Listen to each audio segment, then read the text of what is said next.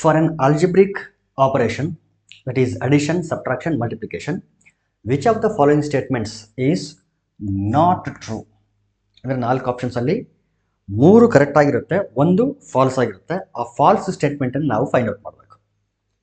The options are like terms are added, like terms are subtracted, in addition and subtraction, like and unlike terms are left as they are, and the fourth option is only like terms are multiplied.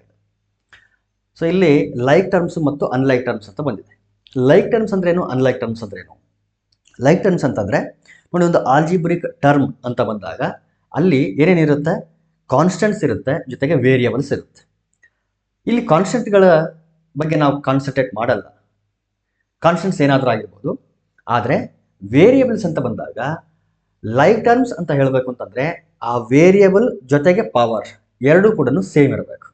ಆ ರೀತಿ ಇರ್ತಕ್ಕಂಥ ಟರ್ಮ್ಸ್ಗಳನ್ನು ನಾವು like terms ಅಂತ ಕರಿತೀವಿ. For example 2x, 5x, 7x -7x ಅಂತ ನೋಡಿ. ಇಲ್ಲಿ variable X ಅಂತ ಇದೆ, ಪವರ್ 1 1 1 ಅಂತ ಇದೆ. ಇವುಗಳನ್ನು ಲೈಕ್ ಟರ್ಮ್ಸ್ ಅಂತ ಕರಿತೀವಿ. ಒಂದು ವೇಳೆ x² ಅಂತ ಬಂದರೆ x² ಇರೋಂಥವೆಲ್ಲನೂ ಲೈಕ್ ಆಗ್ತದೆ, ಬೇರೆ ಪವರ್ ಇರೋಂಥವೆಲ್ಲನೂ ಅನ್ಲೈಕ್ ಟರ್ಮ್ಸ್ ಆಗ್ತವೆ. ಇಲ್ಲಿ 2x² ಮತ್ತು 5x² ಇವೆರಡೂ ಲೈಕ್ ಟರ್ಮ್ಸ್. -7x ಅನ್ನೋದು ಇವುಗಳಿಗೆ ಕಂಪೇರ್ ಮಾಡಿದಾಗ ಅದು ಅನ್ಲೈಕ್ ಟರ್ಮ್ ಆಗುತ್ತೆ. ಅಂತಂದರೆ ಅದಕ್ಕೆ ನಾನು ಹೇಳಿದ್ದು ಲೈಕ್ ಅಂತಂದರೆ, ಲೈಕ್ ಟರ್ಮ್ಸ್ ಅಂತಂದರೆ ವೇರಿಯಬಲ್ಗಳು ಸೇಮ್ ಇರಬೇಕು, ಜೊತೆಗೆ ಅವುಗಳ ಪವರ್ಗಳು ಕೂಡ ಸೇಮ್ ಇರಬೇಕು.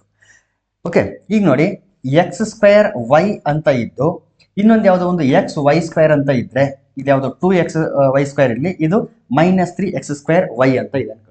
ಇಲ್ಲಿ ವೇರಿಯಬಲ್ಗಳು ಸೇಮ್ ಇದೆ, ಇಲ್ಲೂ ಎಕ್ಸ್ ಇದೆ, ಇಲ್ಲೂ ಎಕ್ಸ್ ಇದೆ, ಇಲ್ಲೂ ವೈ ಇದೆ, ಇಲ್ಲೂ ವೈ ಇದೆ. ಆದರೆ ಅವುಗಳ ಕರೆಸ್ಪಾಂಡಿಂಗ್ ಪವರ್ಗಳು ಬೇರೆ ಬೇರೆ ಇದೆ.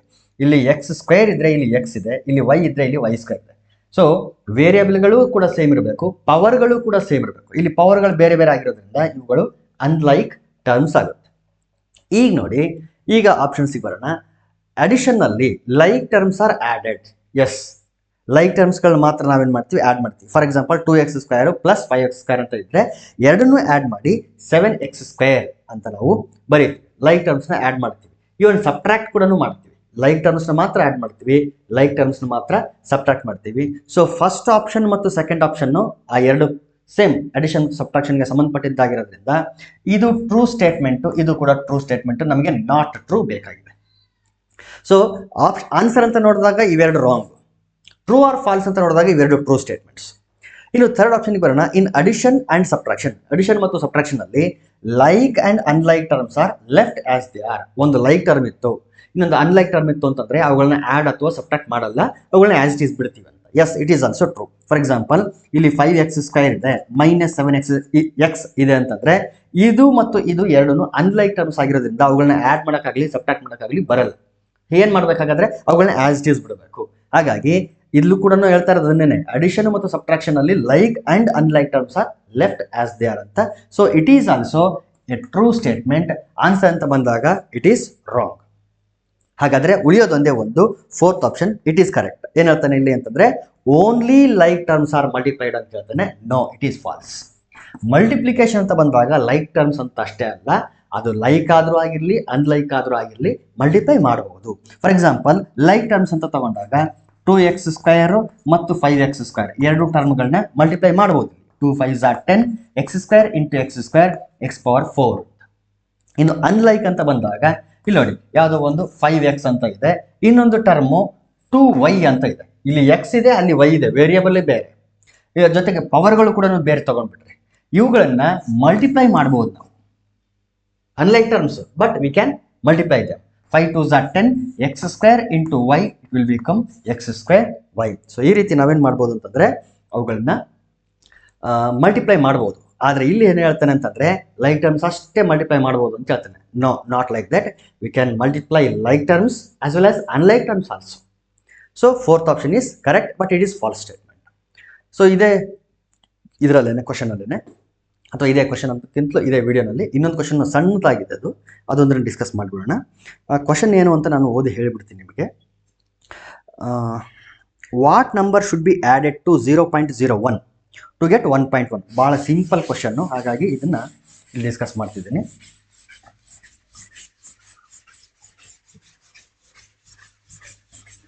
ಒಂದು ಸಣ್ಣ ಈಕ್ವೇಷನ್ ಬರುತ್ತೆ ಅಷ್ಟೇ. ಆ ಈಕ್ವೇಷನ್ ಸಾಲ್ವ್ ಮಾಡಿಬಿಟ್ರೆ ನಮ್ಗೆ ಆನ್ಸರ್ ಸಿಗ್ತದೆ.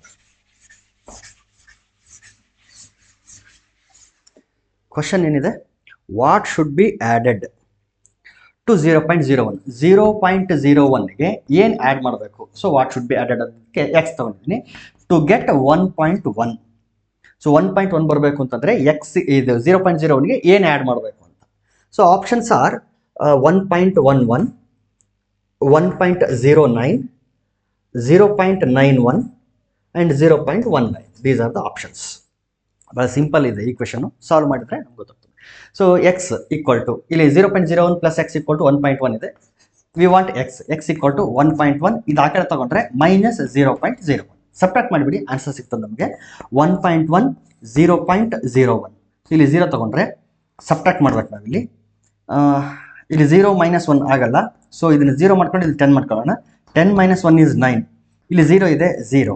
1 - 0 is 1. Therefore we get 1.09. ಅಂದರೆ ಇಲ್ಲಿ 0.01ಗೆ ಎಷ್ಟು ಆ್ಯಡ್ ಮಾಡಬೇಕು? We have to add 1.09 to get 1.1. Therefore second option is correct, 1.09.